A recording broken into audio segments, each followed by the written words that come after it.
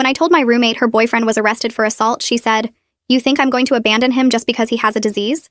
"Assault isn't a disease, Madison," I said, while she stood in our apartment holding hands with Jake, who'd just gotten out on bail that morning for beating up a bartender. Madison rolled her eyes and pulled Jake inside, even though I'd specifically told her he wasn't allowed in our apartment anymore. "You're so ignorant about mental health conditions. Anger management disorder is a real disease." She said this like she was educating me while Jake smirked behind her. Our other roommate, Haley, came out of her room and immediately backed away, seeing Jake. "Madison, why is he here?" "We voted. He's banned from the apartment." Madison laughed and walked to the couch, pulling Jake with her. "You can't discriminate against someone for having a medical condition. That's literally illegal." Jake sat down and put his feet on our coffee table, knocking over Haley's textbooks. Besides, the charges were dropped. That was a lie because I'd checked the court records that morning. No, they weren't. He has a hearing next Tuesday. Madison waved her hand, dismissive. The bartender provoked him by cutting him off. That's basically assault on the bartender's part. Jake nodded along. "Exactly, babe. He triggered my condition by refusing to serve me." He looked at me with this threatening smile. "Some people just don't understand invisible disabilities." I pulled out my phone to show Madison the actual police report. "He broke the guy's nose and gave him a concussion. That's not a disability, that's violence." Madison snatched my phone and deleted the file. "Stop spreading ableist propaganda. Would you shame someone for having diabetes?" Haley finally spoke up. "Madison, he also has a restraining order from his ex-girlfriend." Madison's face lit up like this proved her point. "See? Another woman who couldn't handle dating someone with a medical condition. The stigma is disgusting." Jake leaned back, spreading out more. "My ex was ableist too. She called the cops just because I had an episode." Madison rubbed his arm, sympathetic. "People don't understand that violence is just a symptom like sneezing or coughing." I couldn't believe what I was hearing. "He pushed his ex down a flight of stairs." Madison stood up, angry now. "He didn't mean to. His condition makes him lose control sometimes." She went to the kitchen and started making Jake food with our groceries. "You wouldn't blame someone with Tourette's for cursing, would you?" Jake followed her and opened our fridge, taking Haley's labeled lunch. "This looks good." He started eating it straight from the container. "Jake, that's mine," Haley said, but he ignored her. Madison handed him more of our food. "He needs to keep his blood sugar stable. It helps with his episodes." She glared at us. "If you two were supportive roommates, you'd understand." That's when our neighbor, Mrs. Coleman, knocked on the door. She was 75 and lived alone next door. I opened it and she looked terrified. "Is that man back? The one who was yelling last week?" Before I could answer, Jake appeared behind me. "You got a problem, lady?" Mrs. Coleman stepped back. "Please don't let him near my apartment. I'm scared." Madison pushed past me. "How dare you discriminate against him? He has a medical condition." Mrs. Coleman looked confused. "Medical condition?" "He threatened to break my door down because my TV was too loud at 4 p.m. Madison got in her face. "That's a symptom of his sensitivity disorder. Loud noises trigger him." Jake smiled at Mrs. Coleman in a way that made her back up more. "Maybe you should be more considerate of people with disabilities." Mrs. Coleman hurried back to her apartment and I heard her deadbolt lock. Madison turned on me. "Look what you've done. You've turned the whole building against him." She went back inside and started pulling my stuff off the wall. "We need to make this a safe space for Jake." She threw my photos in a box. "These might trigger his episodes." Haley grabbed her purse. "I'm staying at my boyfriend's tonight." "This is insane." Madison blocked her path. "You're really going to abandon us because Jake has a disease? What if he had cancer?" Haley pushed past her. "Cancer doesn't give people black eyes, Madison." After she left, Madison got worse. "Jake's moving in. He needs a supportive environment for his recovery." I laughed, but it wasn't funny. "Recovery from what? He's not sick, he's violent." Jake stood up fast and his fist clenched. "You calling me violent?" Madison jumped between us. "Don't trigger him. You know what happens when his condition flares up." She actually said this like it was my fault if he hit me. "If he touches me, I'm calling the cops." Jake was getting closer to me. "Your roommate seems pretty mad already. Maybe she needs medication." Madison gasped, excited. "You're right, baby. She probably has the same condition but undiagnosed." She looked at me with fake concern. "Your anger about Jake is actually a symptom. You should get tested." That's when our landlord Rick walked in. I'd texted him earlier and he'd used his key. "Jake Hoffman, you're not on the lease and you're not welcome here." Rick pulled out his phone and held it up. Madison's crying turned to full panic mode as she grabbed his arm. Jake stayed on the couch, but his whole body went tight like he was ready to spring. Rick shook Madison off and started dialing. Madison threw herself between Rick and Jake, screaming about how Jake had nowhere to go, and stress was dangerous for his condition. She kept saying the word vulnerable over and over like it was a magic spell that would make Rick put his phone down. Rick finished dialing and held the phone to his ear. Jake stood up real slow with his fists still clenched at his sides. He stared at Rick without blinking for what felt like forever. Nobody moved. Nobody breathed. The silence made my skin crawl. Finally, Jake walked toward the door, but he moved like a predator that was choosing to leave, not being forced out. He stopped right next to me, so close I could smell the beer on his breath. He leaned in and whispered so quiet only I could hear, "This isn't over." Then he walked out and slammed the door hard enough to rattle the pictures still left on the walls. Madison ran after him, but Rick blocked her path. She screamed and tried to push past him, but he just stood there solid as a wall. Rick put his phone away and looked at Madison with this disappointed expression. He told her she was breaking her lease by having Jake stay here. If Jake came back even once, Rick would start the process to kick her out. Madison's face went from crying to pure rage in a second. She started yelling about discrimination and disabilities and lawsuits. She said she'd call a lawyer and sue Rick for everything he had. Rick just shook his head and walked out. The door clicked shut behind him and Madison turned on me. The look in her eyes made me take a step back. She said I ruined everything. I destroyed her relationship and Jake's recovery, and now he might never get better, and it was all my fault. Her voice got louder with every word until she was screaming. Then she stormed to her room and slammed the door so hard something fell off the wall in the hallway. I heard her on the phone immediately. Her voice was muffled through the door, but I caught Jake's name and words like "come back and when he's gone and we'll figure it out." My hands shook as I pulled out my phone and texted Haley. I told her what happened with Rick and Jake leaving and Madison losing it. Haley responded in under a minute. She said she was staying at her boyfriend's place for the rest of the week, maybe longer. She didn't feel safe coming back with Madison acting crazy and Jake threatening to return. I typed back that I understood and I didn't blame her at all. But now I was alone in the apartment with Madison, who clearly wanted me dead. I went to my room and locked the door. Then I pushed my dresser in front of it. It barely moved at first because it was so heavy, but I got it wedged against the door eventually. I sat on my bed and tried to do homework, but I couldn't focus. Every sound made me jump. I heard Madison moving around the apartment, heard her in the kitchen, heard her pacing in the hallway. Around midnight, I tried to sleep, but I kept waking up at every noise. The building settling, a car outside, Madison's footsteps. Around 3 a.m, I heard the apartment door open. My heart started pounding so hard I thought it would break through my chest. I heard Jake's voice in the living room talking quiet with Madison. I couldn't make out the words, but I recognized his voice immediately.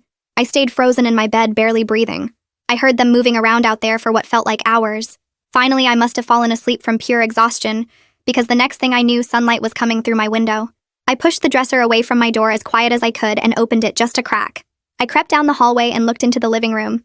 Jake was asleep on our couch with Madison curled up next to him. All my textbooks that I'd left on the coffee table were scattered on the floor. I went to the kitchen and opened the fridge. Every single thing Haley and I had labeled with our names was gone. Empty containers sat in the sink. Jake and Madison had eaten everything. I pulled out my phone and took photos of Jake on the couch. I made sure to get the timestamp in the corner showing it was 7 a.m. Then I took photos of the empty fridge and the mess in the living room. I sent everything to Rick with a message saying Jake came back last night and has been here for hours. Rick texted back within 10 minutes saying he was coming over right now and bringing police this time. I went back to my room and got dressed fast. I heard Madison and Jake starting to wake up. Their voices got louder. I stayed in my room until I heard knocking at the front door. I opened my bedroom door and saw Madison jumping up from the couch. Rick stood in the doorway with a police officer in uniform. The officer's name tag said Conway. Rick pointed at Jake and told Officer Conway this was the guy who wasn't allowed here. Madison started talking fast, saying Jake just got here 5 minutes ago and she was about to make him leave. Officer Conway looked at me and I held up my phone showing him the time-stamped photos from over an hour ago. Conway asked Madison if she understood she was lying to a police officer. Madison's face went white. Jake stood up and tried to walk toward the door like he was just going to leave. Officer Conway stepped in front of him and told him to wait. Conway pulled out his radio and called in Jake's name. We all stood there in awful silence while Conway waited for the response. Finally, his radio crackled and I heard the dispatcher say something about bail violation. Conway looked at Jake and told him he violated his bail conditions by being at our apartment after Rick banned him yesterday. Jake started arguing, but Conway was already pulling out handcuffs. He told Jake to turn around and put his hands behind his back. Jake looked at Madison like she could save him, but she just stood there frozen. Conway handcuffed Jake right there in our living room while reading him his rights. Madison lunged toward me with her hands reaching for my face, but Officer Conway stepped between us and grabbed her shoulders. She twisted in his grip, trying to get past him while screaming that I was a monster who didn't understand real medical conditions. Her face was red and tears ran down her cheeks as she yelled that Jake needed treatment, not jail. Officer Conway told her to calm down, or he'd have to restrain her too. She kept screaming that I was sending an innocent sick person to jail, and that I was the most ablest person she'd ever met. Jake watched from the doorway in handcuffs with this weird smile on his face like he enjoyed seeing Madison defend him even now. Officer Conway finally had to physically push Madison back toward the couch while telling her she needed to stop or she'd be arrested for interfering with an officer. She collapsed onto the couch sobbing and yelling that this was all my fault. Rick stood near the door looking uncomfortable but determined. Officer Conway led Jake out of the apartment and I heard Jake tell Madison he loved her and that this would all work out. Madison screamed back that she loved him too and would wait for him. The door closed and suddenly the apartment felt very quiet except for Madison's crying. Rick pulled a folded paper from his jacket pocket and walked over to where Madison sat on the couch. He told her this was a formal lease violation notice, and she had 48 hours to prove Jake wouldn't return or face immediate eviction. Madison looked up at him with mascara running down her face and snatched the paper from his hand. She read it for maybe 5 seconds before tearing it into pieces and throwing them at Rick. The paper scraps scattered across the floor between them. Rick's face stayed calm, and he told her that wouldn't change anything because he had copies and would file them with the property management company. Madison stood up and got in his face, telling him he couldn't do this to her. Rick stepped back and said she'd violated the lease multiple times by having an unauthorized person stay here after being warned. He reminded her that Jake had threatened other tenants and created an unsafe environment. Madison screamed that he was discriminating against Jake's disability, and she'd sue him and the whole building. Rick just shook his head and said the notice stood and she had 2 days to comply. He looked at me and asked if I was okay. I nodded, even though I wasn't really. He told me to call him if anything else happened and then left the apartment. Madison turned on me as soon as the door closed. She said I'd ruined everything and destroyed her relationship with the only person who truly understood her. I didn't respond because there was nothing to say that would get through to her. She went to her room and slammed the door so hard a picture fell off the wall in the hallway. I stood there in the living room looking at the torn pieces of the lease violation notice scattered on the floor. My hands were shaking and I realized I needed to call someone. I went to my room and closed the door and locked it. I sat on my bed and pulled out my phone and called my parents. My mom answered on the second ring asking if everything was okay because I usually texted instead of calling. I told her everything that had just happened with Jake getting arrested and Madison losing it and the lease violation. My mom's voice got really worried and she said I needed to come home right now. She said I could finish the semester online and it wasn't safe for me to stay there. I explained that I only had 2 months left and my classes required in-person attendance, and I couldn't just abandon everything. My mom started crying and said she couldn't sleep knowing I was in danger. My dad got on the phone and his voice was calmer, but I could tell he was worried too. My dad asked me specific questions about Jake's history and the restraining order from his ex. I told him everything I knew, including how Jake had pushed his ex downstairs and broken her arm. My dad was quiet for a minute and then said I needed to get a restraining order against Jake myself. He said Jake had threatened me and had a clear pattern of violence against women, and I needed legal protection. I hadn't thought about getting a restraining order because Jake was in jail now, but my dad explained that Jake would eventually get out and might come after me for getting him arrested. That made my stomach feel sick because I knew he was right. My dad looked up the courthouse information online while we were on the phone and told me I could file for a temporary restraining order tomorrow morning. He said he'd pay for a lawyer if I needed one, but usually the courthouse had advocates who could help with the paperwork. I wrote down the courthouse address and the office hours. My dad made me promise to go first thing in the morning and to keep my phone charged and with me at all times.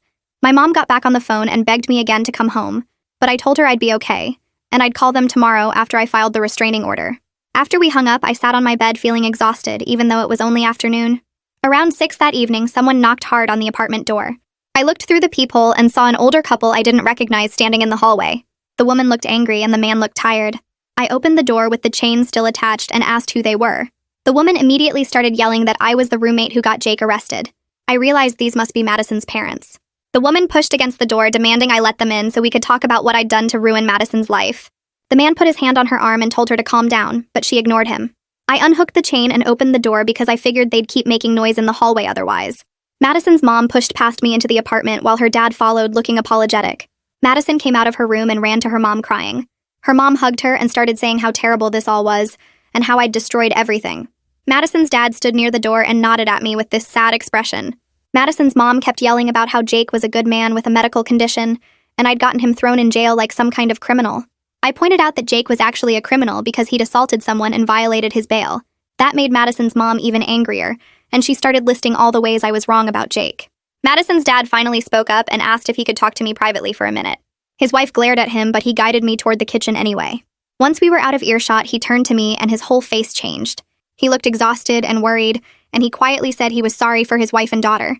He said he'd been worried about Madison's relationship with Jake for months, but nobody would listen to him. He told me Jake had been controlling Madison and isolating her from her friends, and he'd tried to talk to Madison about it, but she wouldn't hear it. He said his wife thought Jake was just passionate and misunderstood, but he knew better. He asked me to please be patient while they tried to get Madison to see reason. He said they were going to try to get her into therapy and help her understand that Jake was dangerous. I told him I appreciated that, but Madison had 48 hours to prove Jake wouldn't come back or she'd be evicted. Madison's dad looked pained and said he understood and he'd work on it. We went back to the living room where Madison's mom was still telling Madison that everything would be okay and that Jake clearly loved her.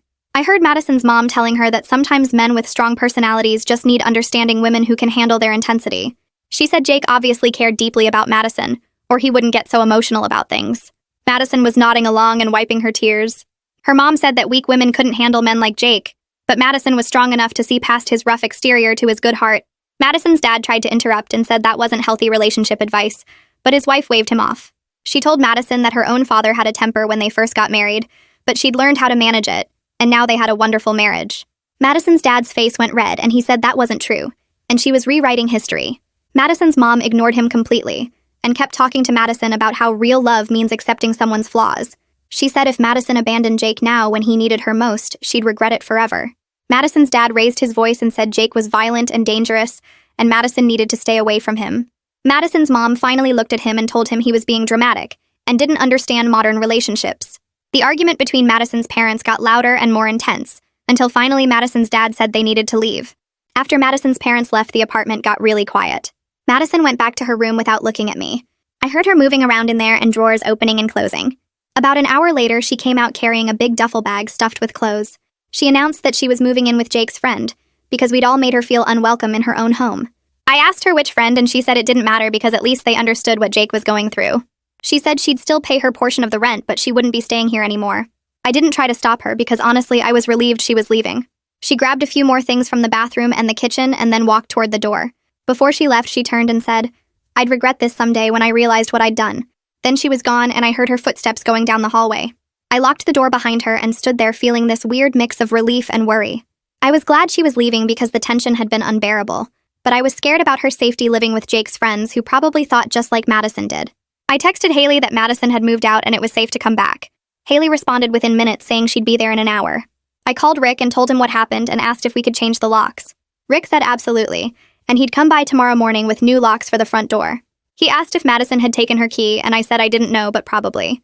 He said he'd change the locks anyway, just to be safe. When Haley got back that night, she looked relieved to see Madison was really gone. We spent the evening talking about everything that had happened and making plans for how to handle the next few weeks. Haley said her boyfriend's roommate might want to take Madison's room if she really wasn't coming back. I told her about the restraining order I was filing tomorrow, and she said she'd come with me for support. We ordered pizza and watched stupid movies trying to relax, but I kept thinking about Madison living with Jake's friends, and what might happen when Jake eventually got out of jail. That night, I barely slept again, even though Madison wasn't in the apartment anymore. The next morning, Haley and I drove to the courthouse right when it opened. The building was old with high ceilings and lots of people waiting in lines at different windows.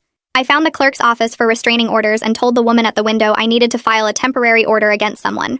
She handed me a stack of forms and pointed to some chairs where I could fill them out. The forms asked for detailed information about why I needed protection and what threats had been made. I wrote down everything about Jake threatening me in the apartment and his pattern of violence with his ex and the bartender. I included the assault conviction and the restraining order his ex had gotten. The clerk was really helpful and looked over my forms to make sure I'd filled everything out right. She explained that a judge would review my petition today, and if approved, I'd get a temporary restraining order good for 2 weeks until a full hearing. She said the temporary order would be served to Jake in jail, and he'd be notified that he had to stay away from me. I waited in the courtroom lobby for almost 2 hours before they called my case. The building was old and cold with uncomfortable plastic chairs that made my back hurt. Other people sat around me filling out forms or talking quietly with lawyers. A woman across from me kept crying while her lawyer patted her shoulder. I checked my phone every few minutes, but there were no messages from anyone. Finally, a bailiff opened the courtroom door and called my name along with Jake's full name. I walked into the courtroom, which was smaller than I expected, with just a few rows of benches, and the judge's bench up front. The judge was an older woman with gray hair and reading glasses on a chain around her neck. She looked at me and pointed to a chair near the front. I sat down, and the bailiff handed her my paperwork. She read through everything, slowly turning pages and making small notes with a pen. Her expression changed as she read, getting more serious with each page. She looked up at me over her glasses and asked me to stand and raise my right hand. I swore to tell the truth, and she started asking me questions about what happened with Jake. I told her about the threats in the apartment and how he got close to me with his fists clenched. I described finding him on our couch after Rick had banned him, and how he violated the ban immediately. I explained about his ex-girlfriend's restraining order and the assault case with the bartender. The judge kept writing notes and asking follow-up questions about specific dates and times. She asked if Jake had ever physically touched me, and I said no, but he had threatened me multiple times. She asked if I felt afraid for my safety, and I said yes, absolutely. The whole testimony took maybe 15 minutes. When I finished, the judge looked back at my paperwork and read through Jake's criminal history again. She shook her head slightly and stamped something on the forms. She looked at me and said she was granting the temporary restraining order effective immediately for 2 weeks until the full hearing. She said Jake would be served the order in jail, and would be notified that he must stay at least 500 feet away from me at all times. She said if he violated the order, he would face additional criminal charges.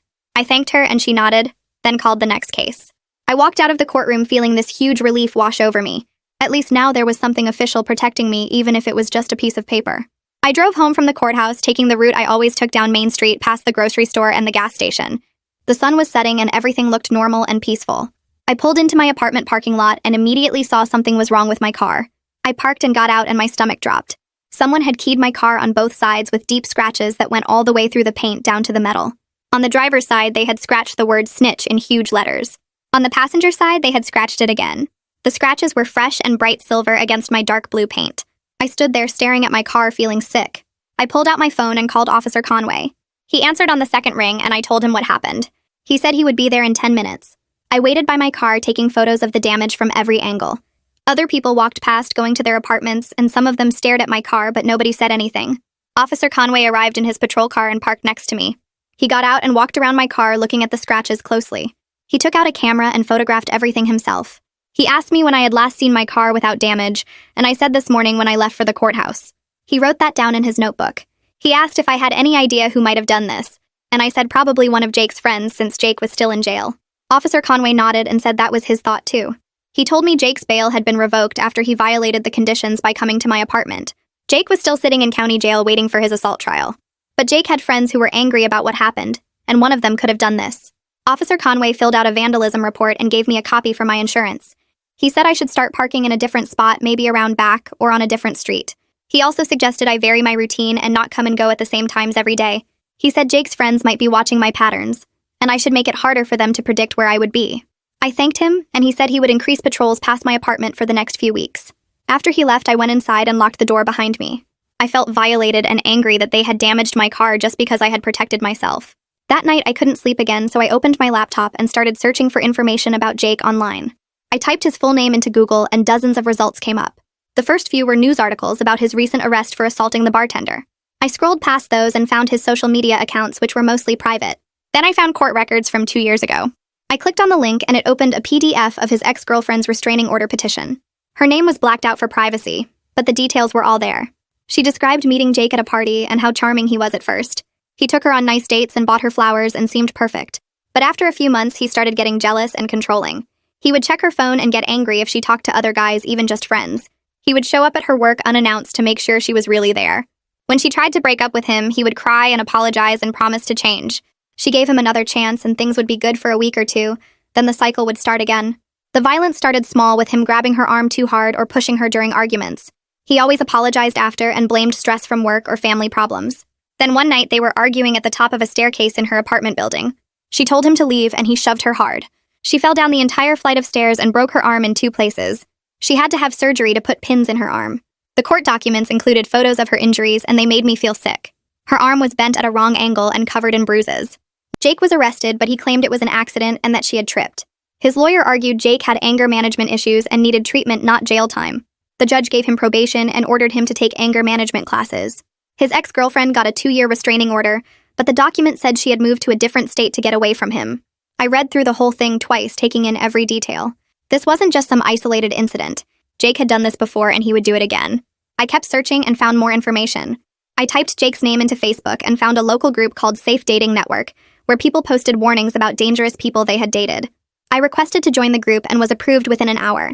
I searched Jake's name in the group and found 3 different posts from 3 different women. The first post was from a woman who dated Jake for 6 months. She described the same pattern his ex-girlfriend had mentioned. Charm at first, then jealousy and control, then violence. She said Jake punched a hole in her wall during an argument and threw her phone across the room, breaking it. When she tried to leave, he blocked the door and wouldn't let her out for hours. She finally escaped when he fell asleep and she never went back. The second post was from a woman who only dated Jake for a few weeks. She said he seemed great at first, but then got weird and possessive really fast. He showed up at her house at 2 in the morning demanding to know where she had been. When she told him to leave, he kicked her front door so hard it cracked the frame. She called the police, but Jake left before they arrived. She broke up with him over text, and he sent her hundreds of threatening messages until she blocked his number. The third post was from a woman who worked with Jake at a warehouse job. She said Jake asked her out and she politely declined because she had a boyfriend. Jake started harassing her at work, making sexual comments and following her to her car. When she reported him to their supervisor, Jake got fired. A week later, someone slashed all 4 of her tires in the work parking lot. She couldn't prove it was Jake, but she knew it was him. All 3 women described Jake blaming his behavior on stress or mental health problems. All 3 said he was calculating and manipulative, not impulsive. I screenshot all 3 posts and saved them to a folder on my computer.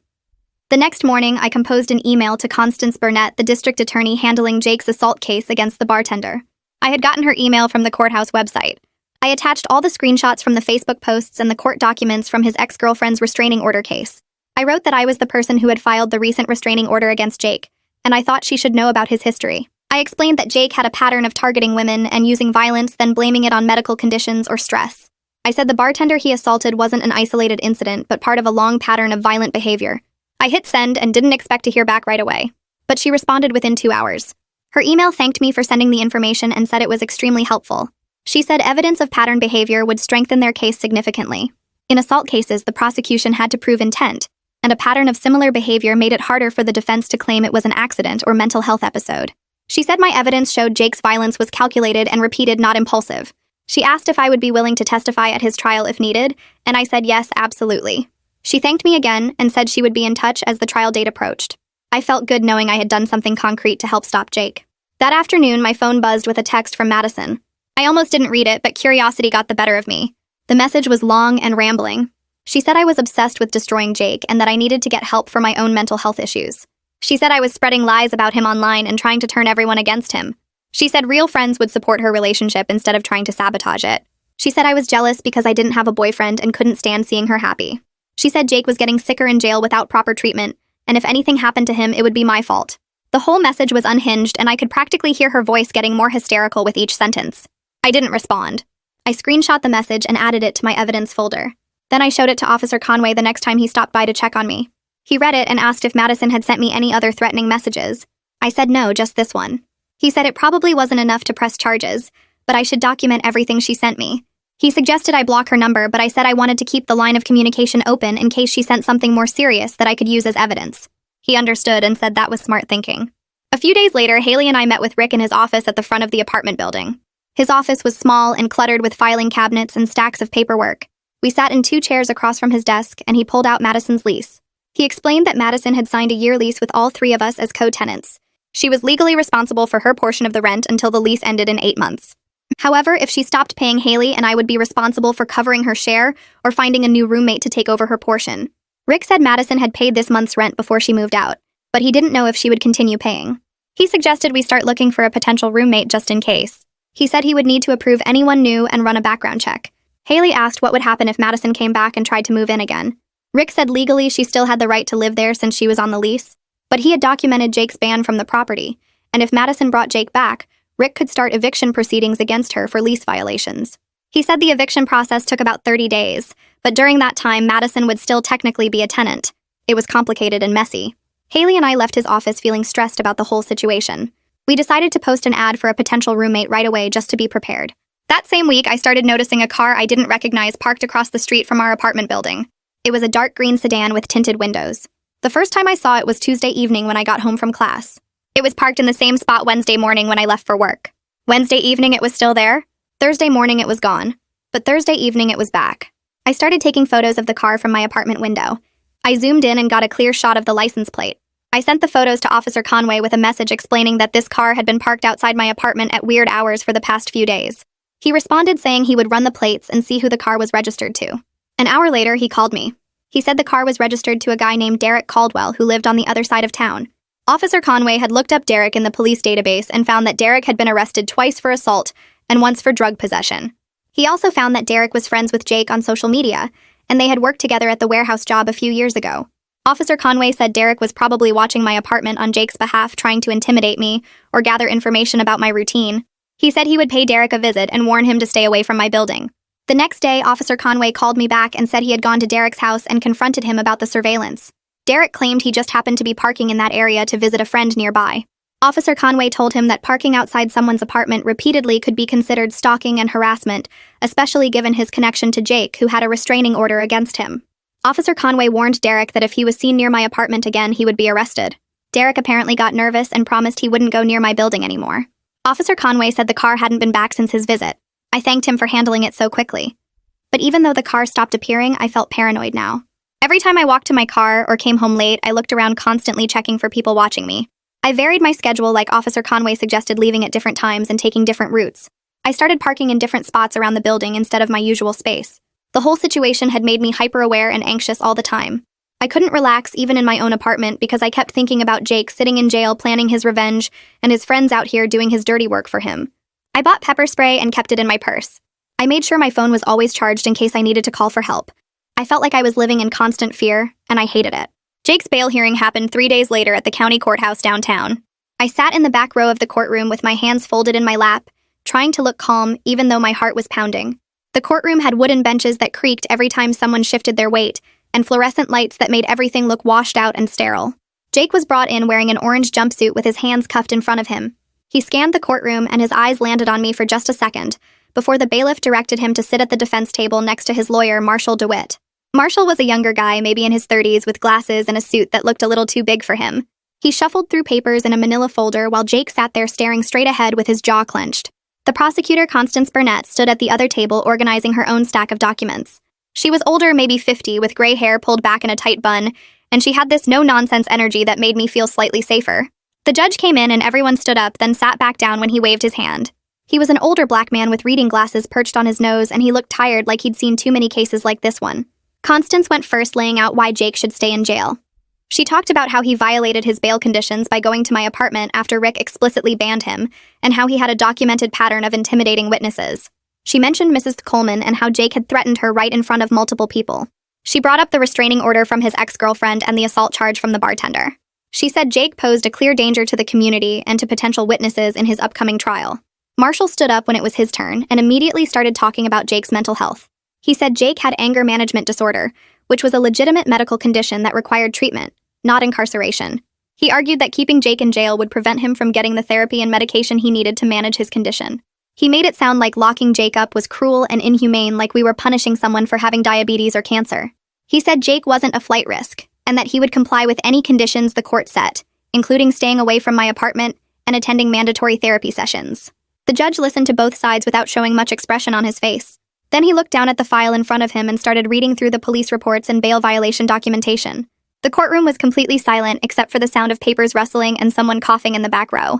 Finally, the judge looked up and said he was denying bail. He said Jake had clearly violated the conditions of his previous release and showed a pattern of threatening behavior toward multiple people, including an elderly neighbor. He mentioned the restraining order and the pending assault charge, and said the combination of factors made Jake too much of a risk to release back into the community. He ordered Jake to remain in custody until his trial date. Jake's face went red and he started to stand up, but the bailiff put a hand on his shoulder and pushed him back down into his seat. Marshall tried to argue, but the judge cut him off, saying the decision was final. Then Jake turned around in his seat and stared directly at me. His eyes were full of pure hatred, like he was trying to burn a hole through my skull with his glare. His mouth twisted into this ugly sneer, and I could see his hands clenching into fists, even with the cuffs on. The bailiff noticed and stepped closer to Jake, blocking his view of me. They led Jake out through the side door back to the holding cells, and he kept his head turned, looking at me over his shoulder until the door closed behind him. I sat there for a minute after everyone else started leaving because my legs felt shaky, and I wasn't sure I could stand up without wobbling.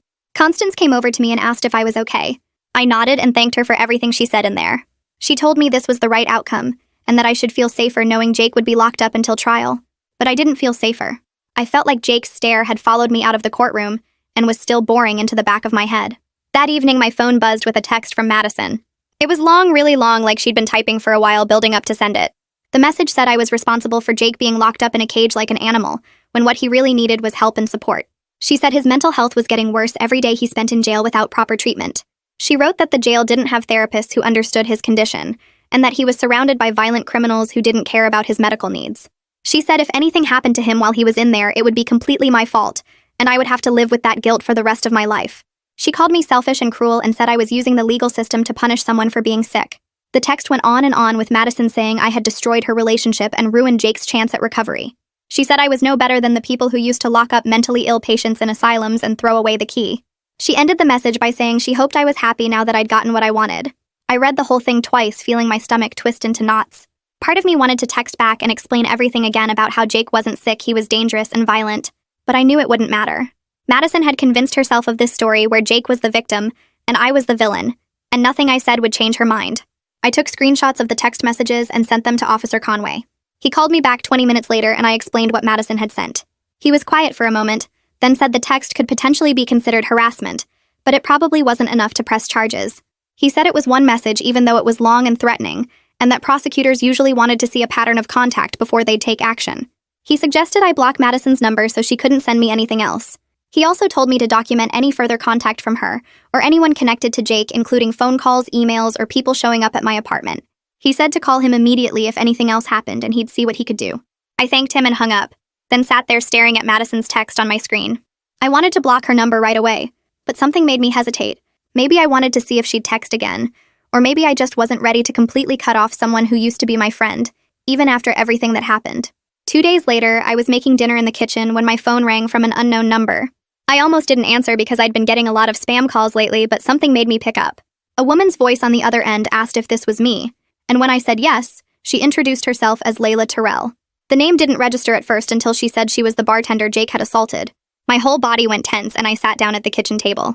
Layla said she'd heard through the prosecutor's office that I had filed a restraining order against Jake. She wanted to thank me for standing up to him because she had been terrified to testify at his trial. Her voice was soft and a little shaky, like she was nervous about making this call.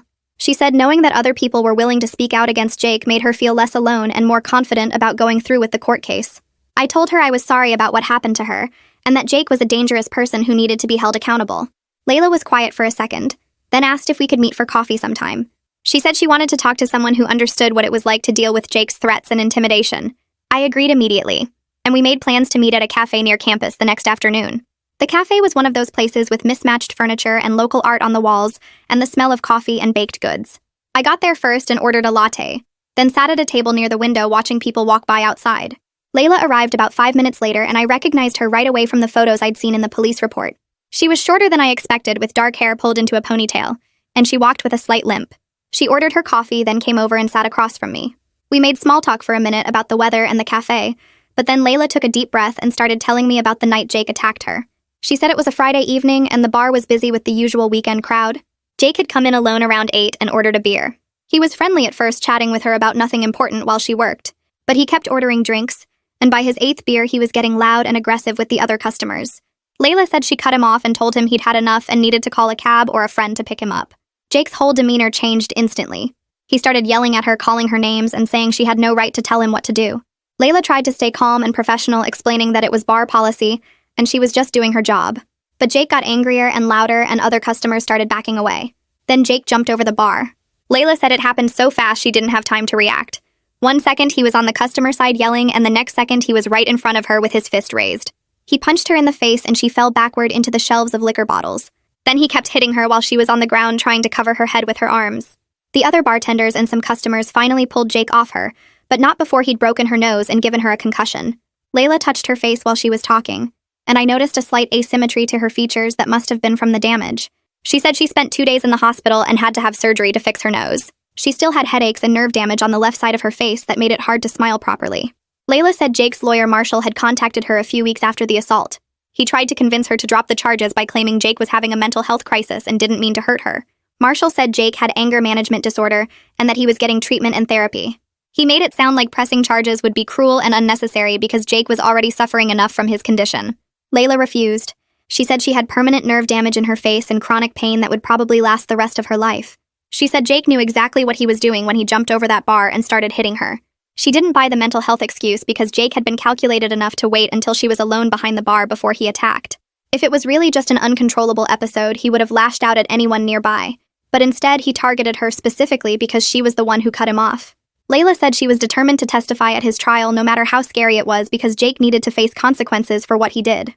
She couldn't let him use a fake diagnosis to get away with violence. 2 weeks later, I had my full restraining order hearing at the courthouse. The temporary order I'd gotten before was only good for 14 days, so now I needed to go in front of a judge and explain why I needed a permanent one. Jake appeared on a video screen from the jail looking angry and defiant in his orange jumpsuit. Marshall sat in the courtroom at the defense table with a laptop showing Jake's video feed. The judge was the same one from the bail hearing, and he looked just as tired as before. I sat at the prosecutor's table with Constance, who was representing the state's interest in keeping the restraining order active. Marshall argued that the restraining order was unnecessary because Jake was currently incarcerated and posed no immediate threat to me. He said that once Jake was released after serving whatever sentence he might receive, he would be required to attend therapy and anger management classes, which would address the underlying issues.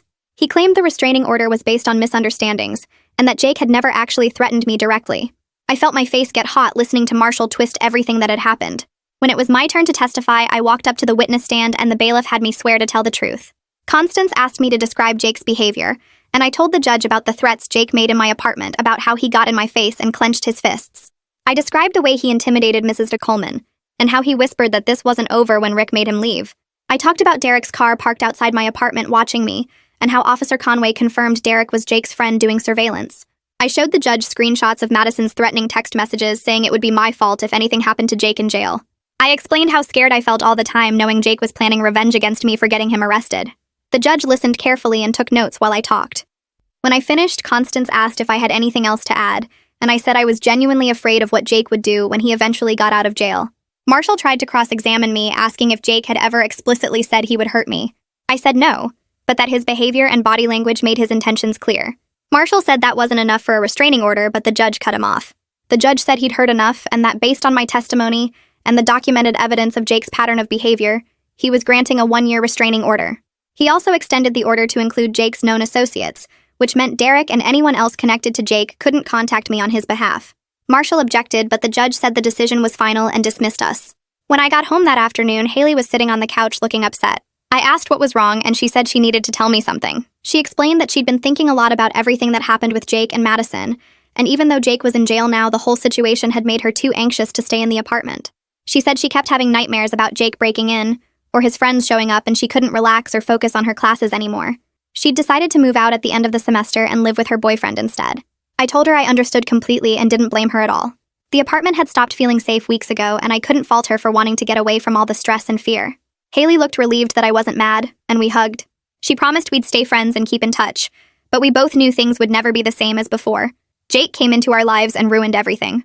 The victim advocate's office had fluorescent lights that buzzed and made my head hurt. The woman who met with me introduced herself, but I was too nervous to remember her name. She had a folder with Jake's case information and spread papers across the desk between us. She explained that Jake's trial was scheduled for 6 weeks from now, and that with his bail violation plus all the evidence I'd gathered about his pattern of behavior, they were confident about getting a conviction. She said the prosecutor, Constance Burnett, was building a strong case showing Jake deliberately targeted women and used the mental health excuse to manipulate people into defending him. The advocate walked me through what would happen at trial and told me I'd probably be called to testify about Jake's threats and intimidation. She said my documentation of everything had been incredibly helpful, and that most victims didn't have such detailed records. I left feeling slightly better knowing the legal system was taking this seriously, but also terrified about having to face Jake in court and describe everything he'd done. 3 days later, I was home alone studying when someone knocked on the apartment door. I looked through the peephole and saw Madison standing there looking terrible. Her hair was messy, and she had dark circles under her eyes, and her clothes looked like she'd been wearing them for days. My first instinct was to not open the door, but something about how defeated she looked made me hesitate. I unlocked the door but kept the chain on and asked what she wanted. Madison's voice came out quiet and shaky, asking if we could talk. I told her Jake wasn't allowed anywhere near here, and she said she knew that and she was alone. I kept my phone in my hand with 911 ready to dial and let her inside. Madison walked to the couch and sat down in the same spot where Jake used to sit, and I stayed near the door in case I needed to run. She looked around the apartment like she was seeing it for the first time, and her eyes filled with tears. Madison started crying before she even said anything, and I just stood there not knowing what to do. She wiped her face with her sleeve and told me Jake's friend kicked her out because she couldn't pay rent anymore. She said she had nowhere else to go, and her parents weren't answering her calls, and all her other friends had stopped talking to her months ago. She looked at me with red, swollen eyes and said she was starting to think maybe Jake wasn't who she thought he was. I wanted to say no kidding, but she looked so broken that I kept quiet. Madison admitted that living with Jake's friend had been awful because the friend kept making comments about how Jake talked about her behind her back, and how Jake had done the same thing to other girlfriends before. She said she'd been sleeping in her car for 2 nights and didn't know what to do. Part of me wanted to tell her this was her own fault for choosing Jake over everyone who tried to warn her, but another part of me remembered we used to be friends before Jake ruined everything. I told Madison she could stay in her room temporarily, but only if she agreed to 2 conditions. First, she needed to start seeing a therapist to work through whatever made her defend Jake's violence.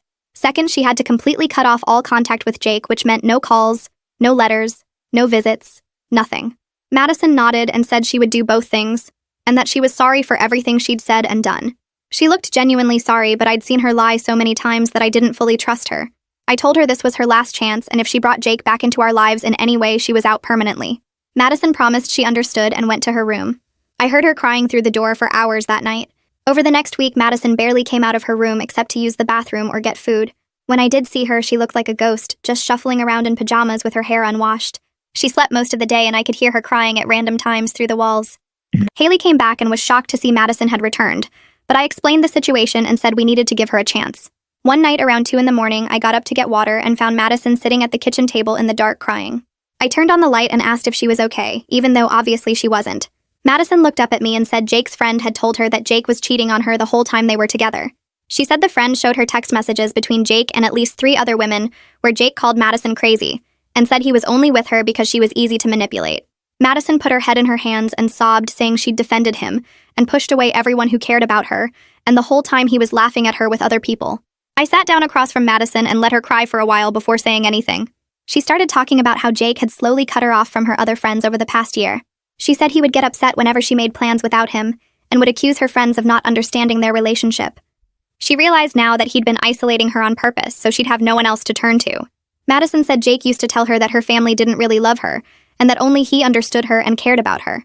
She talked about how he'd convinced her that everyone else was ableist and discriminatory and that she needed to protect him from people who didn't understand his condition. Madison looked at me with this expression of complete horror and said she finally understood that the mental health condition excuse was just a way for Jake to control her and make her defend his violence. She said she felt stupid for not seeing it sooner. I suggested Madison should talk to a counselor who specialized in domestic violence, and she immediately got defensive. She said she wasn't the one being abused because Jake never hit her. I chose my words carefully and explained that psychological abuse and manipulation were real forms of abuse even without physical violence. I told her that what she'd just described about Jake isolating her and controlling her and making her doubt her own judgment was textbook emotional abuse. Madison sat quiet for a long time before saying she never thought of it that way, because Jake always said he was the victim. She asked how she could find a counselor, and I told her I'd help her look for someone in the morning. Madison thanked me and went back to her room. I stayed up the rest of the night thinking about how Jake had damaged so many people and was still sitting in jail, probably planning his next manipulation. Madison went to her first counseling appointment the following week and came back looking shaken up. She sat on the couch staring at nothing, and when I asked how it went, she said the counselor had helped her see all the ways Jake manipulated and controlled her. Madison said the counselor walked her through the relationship timeline and pointed out all the red flags she'd ignored or explained away. She told me about something called DARVO, which stands for Deny, Attack, Reverse, Victim, and Offender, and how Jake had used that exact pattern every time someone confronted him about his behavior. Madison said she felt incredibly stupid for falling for such obvious manipulation, and that she couldn't believe she'd defended someone who hurt so many people. I told her she wasn't stupid, and that abusers like Jake were experts at finding vulnerable people and exploiting them. Madison asked if I thought she was a bad person for enabling Jake, and I said no, but that she needed to take responsibility for the harm she'd caused while under his influence. She nodded and said her counselor had told her the same thing. 6 weeks later, Jake's trial date finally arrived. I got called to testify first and had to sit in the witness box while Constance Burnett asked me questions about Jake's behavior. I described how Jake threatened me in my own apartment and how he got in my face and clenched his fists when I stood up to him. I talked about the way he intimidated Mrs. Coleman and smiled while doing it like he enjoyed scaring an elderly woman. I told the jury about the whispered threat Jake made when Rick forced him to leave and how I'd been afraid every day since then. I explained about his friend watching my apartment and Officer Conway confirming it was surveillance. I showed them screenshots of Madison's threatening messages saying it would be my fault if anything happened to Jake in jail. I described the constant fear of knowing Jake was planning revenge against me for getting him arrested. The jury members watched me closely, and some of them looked angry hearing about Jake's behavior. Then Layla took the stand and described the night Jake attacked her at the bar. She explained that she'd cut him off after 8 drinks because he was getting aggressive with other customers. She said Jake started yelling at her, calling her names, and saying she was discriminating against him. When she asked him to leave, he jumped over the bar and started punching her in the face. Layla touched her cheek where you could still see a faint scar and said other staff members had to pull Jake off her. She described the hospital visit and the surgery she needed to repair nerve damage and how she still had numbness on one side of her face. Several jurors looked uncomfortable and one woman had tears in her eyes. Marshall DeWitt tried to argue that Jake had anger management disorder and needed treatment, not punishment. But Constance Burnett presented evidence showing Jake's behavior was calculated, not impulsive. She showed text messages where Jake planned confrontations and bragged about manipulating people. She brought up the multiple restraining orders and the pattern of targeting women specifically. She argued that someone with a genuine impulse control disorder wouldn't be able to plan and execute manipulation campaigns or choose victims strategically. The evidence made it clear Jake knew exactly what he was doing. The jury came back after 3 hours and I sat in the courtroom holding my breath while the foreman stood up to read the verdict. Guilty on all counts of aggravated assault. Jake's face went red and he started yelling that we all conspired against him, that the system was rigged, that everyone was discriminating against him because of his condition. The bailiffs had to physically restrain him while he screamed threats at the judge and jury. Madison sat next to me crying quietly, and I reached over to squeeze her hand, because even though Jake deserved this, watching someone completely lose control was scary. The judge banged his gavel and set sentencing for 2 weeks later, then ordered Jake removed from the courtroom. Jake fought the bailiffs the whole way out, still screaming that we'd all pay for this and that his lawyer would appeal. Marshal DeWitt looked defeated and started packing up his briefcase without saying anything to anyone. 2 weeks later, Madison and I walked into the courthouse together for Jake's sentencing. She'd been going to therapy twice a week and looked different now, more aware of everything around her instead of existing in the bubble Jake had created. We sat in the back row and watched Jake get brought in wearing an orange jumpsuit with his hands cuffed in front of him. He looked thinner than before and had dark circles under his eyes. The judge reviewed the case and noted Jake's prior restraining orders, the pattern of violence against women, and his complete lack of remorse. Then she sentenced him to 3 years in state prison, plus mandatory anger management counseling that would continue after his release. She added 5 years of probation after he got out and made all the restraining orders permanent for the full duration. Jake just stared straight ahead without reacting this time, like he'd finally run out of energy for his performance. Madison started crying again, but this time it felt different, like she was mourning the person she thought Jake was, rather than feeling sorry for the real person sitting up there. The bailiffs led Jake away, and he didn't look at any of us, didn't make threats or excuses, just walked out like he'd already checked out mentally. Outside the courthouse, Layla was waiting by the front steps, and when she saw me, she ran over and hugged me tight. She said she finally felt safe knowing Jake would be locked up for the next 3 years and couldn't hurt anyone else. Her face had healed, but you could still see the slight asymmetry where the nerve damage affected her smile. She told me she'd started a support group for other women Jake had targeted over the years, and asked if Madison and I wanted to join the next meeting. Madison nodded yes before I could even answer, and Layla gave her a hug too, saying she was proud of Madison for getting out and getting help. We exchanged numbers, and Layla said the group met every Thursday evening at the community center downtown. Walking back to my car, I felt this weird mix of relief and exhaustion, like I'd been holding my body tense for months and could finally relax, but didn't quite remember how. Thursday night, Madison and I drove to the community center and found the meeting room where 6 other women were already sitting in a circle. Layla introduced us and then went around the circle having everyone share their names and how they knew Jake. The first woman talked about dating Jake 2 years ago and how he'd isolated her from her family before she finally left. The second woman described Jake getting fired from her workplace after he threatened her for rejecting his advances. One by one, each woman told her story, and they all followed the same pattern. Jake would be charming at first, then controlling, then violent when he didn't get his way. He always had excuses and always blamed his victims for triggering his supposed condition. Madison listened with tears running down her face as she realized she wasn't special or different. Jake had used the exact same tactics on all of us, targeting women he thought were vulnerable and manipulating them systematically. When it was Madison's turn to share, she apologized to everyone for defending Jake and enabling his behavior. The other women were kind to her, and several said they'd done the same thing before finally seeing the truth. Layla ended the meeting by reminding us that Jake's manipulation wasn't our fault, and that recognizing the pattern was the first step to healing. The next weekend, Madison's parents drove up to visit, and we all sat in the living room having the most honest conversation they'd probably ever had as a family. Madison's dad apologized for not seeing the signs sooner and said he should have intervened when Jake first started isolating Madison. He looked genuinely upset with himself and kept saying he'd failed as a father. Madison's mom was harder to read because she still made some comments about how Jake seemed nice at first, and how mental health is complicated. But when Madison's dad pushed back, his wife finally admitted she'd been in denial, because accepting the truth meant accepting that her daughter had been in real danger. They agreed to start family therapy sessions together to better understand domestic violence dynamics and how to support Madison going forward. Before they left, Madison's dad pulled me aside and thanked me for not giving up on Madison even when she was pushing everyone away. He said most people would have just written her off, but I'd kept trying to help. Monday morning, I met with Rick in his office to discuss the apartment situation. He'd been following the whole case and knew Jake was now in prison for the next 3 years. Rick said he'd let Madison stay on the lease for the rest of the semester since she was getting professional help, and the immediate danger had passed. He also mentioned that Haley had called him asking if it was safe to come back now that Jake was locked up. I told Rick that Haley had every right to be cautious, but that Madison was completely different now and genuinely working on herself. Rick made some notes in his file and said he'd reach out to Haley directly to discuss her concerns. Walking back to the apartment, I felt grateful that Rick had been so supportive through everything, instead of just evicting all of us to avoid the drama. With the Jake situation finally resolved, I could focus on finishing my semester strong. My grades had actually started improving because I wasn't constantly stressed about my safety or worrying about what Jake might do next. I'd been so distracted during midterms that I'd nearly failed 2 classes, but my professors had been understanding when I explained what was happening. They'd given me extensions on major assignments and let me retake 1 exam after the trial ended. Now I was catching up on all the work I'd fallen behind on, and actually enjoying my classes again, instead of just going through the motions. My psychology professor even asked if I'd consider sharing my experience with her domestic violence awareness class next semester, and I said I'd think about it. Madison started volunteering with the local domestic violence organization that ran Layla's support group, She went through their training program to become a peer counselor and started helping other people recognize manipulation tactics before the abuse escalated. She told me that helping others process their experiences was helping her deal with her own guilt and shame about enabling Jake.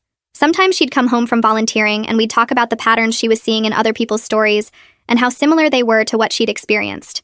She said her therapist told her that this volunteer work was part of her healing process, but that she needed to be careful not to take on too much emotional weight from other people's trauma while still processing her own.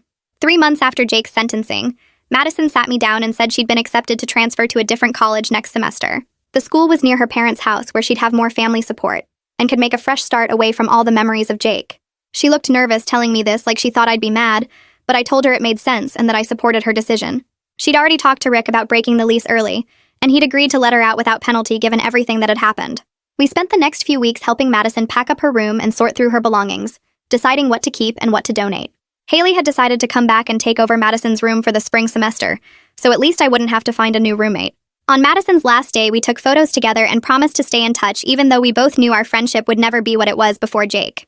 Layla's support group kept growing, and by the end of the semester, there were 12 women attending regularly. The group had become more than just a place to share stories, because Layla had organized us to advocate for real change in how local businesses handled aggressive customers. We'd successfully lobbied the local bar association to implement better security training for staff dealing with violent patrons. Bartenders and servers now had clear protocols for when to cut people off, how to de-escalate situations, and when to call police without fear of retaliation from management. Several bars had installed panic buttons behind their counters that connected directly to police dispatch. The changes wouldn't undo what happened to any of us, but they might prevent the next Jake from hurting someone else. One afternoon, a few weeks after everything settled down, I heard a knock on my door and found Mrs. Coleman standing there holding a plate of homemade chocolate chip cookies wrapped in plastic. She pressed them into my hands before I could say anything, and her eyes got watery. She told me she wanted to thank me for making the building safe again, and that she'd been absolutely terrified during those weeks when Jake was around. She said she'd started keeping her phone next to her bed at night, and would jump at every sound in the hallway, worried he might come back and follow through on his threats. Mrs. Coleman squeezed my hand and said she was so grateful I'd stood up to him when Madison kept making excuses and trying to normalize his behavior. She told me a lot of people would have just moved out or looked the other way, but I'd done the right thing even when it was hard and scary. After she left, I sat on my couch eating the cookies and felt this weird mix of proud and sad because standing up to Jake had been necessary, but it had also cost me a friendship that would never fully recover. On our last day living together, Madison, Haley, and I ordered pizza and sat around our kitchen table like we used to before everything happened. The conversation felt awkward at first with lots of long pauses and forced smiles, but eventually we started talking honestly about everything that had happened. Madison apologized again for not listening to us about Jake and for letting him manipulate her into defending his violence. She said her therapist had helped her understand that she'd been so desperate to feel needed and important that she'd convinced herself Jake's problems made her special for staying with him. Haley admitted she'd been scared to push back harder because she didn't want to make things worse, and I said I wished I'd involved Rick and the police sooner instead of hoping Madison would see reason on her own. We all agreed to stay in touch, and Madison promised to text us updates about her new school, but we also acknowledged that our friendship would never be what it was before Jake. Some things just break people apart even after the immediate danger passes, and trying to force it back to normal would be fake and exhausting for everyone. Spring semester started, and I moved into a new apartment across campus with 2 roommates I'd carefully vetted through multiple coffee meetings and reference checks. I'd learned to trust my instincts about people and set clear boundaries from the very beginning about what behavior I would and wouldn't accept in my living space. My new roommates Olivia and Jess were both quiet students who kept regular schedules and respected each other's space, which felt boring compared to the drama with Madison, but boring was exactly what I needed. I made sure our lease had clear guest policies and told them upfront about what had happened with Jake, so they'd understand why I was particular about who came into our apartment. They were completely understanding and said they appreciated having a roommate who took safety seriously, instead of pretending problems would just work themselves out. A year later, I'm doing really well in my classes and working part-time with the victim advocacy program that helped me navigate everything with Jake. I help other people understand the legal system and connect them with resources when they're dealing with dangerous situations, and it feels good to use what I learned to help others who are scared and confused. Madison is doing well at her new school according to her occasional texts, and she's been dating someone for 6 months who treats her with respect and doesn't use mental health language to excuse bad behavior. Layla's bar implemented all the new safety protocols we lobbied for and hasn't had a major incident since, and she tells me the panic buttons and de-escalation training have already prevented several situations from getting violent. Jake is still in prison serving his sentence and will be for another 2 years, and all of us have moved forward with our lives. We're stronger and wiser for having survived his manipulation and violence, and we use that knowledge to help protect other people from going through what we did.